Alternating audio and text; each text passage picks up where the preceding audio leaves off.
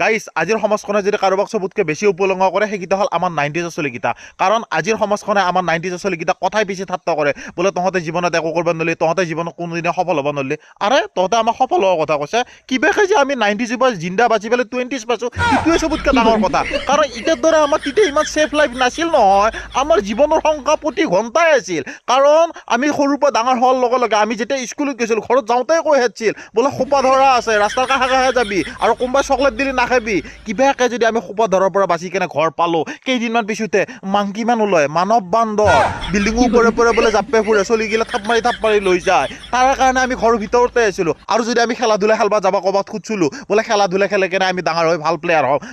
তই যাব নোৱাৰা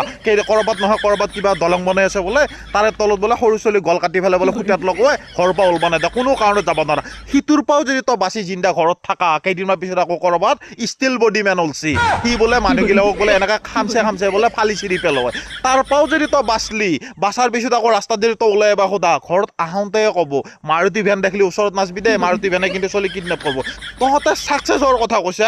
আমি কিবাকে যে জিন্দা বাচি তহঁতে দেখা পাইছে সেইটোৱে চবতকৈ ডাঙৰ কথা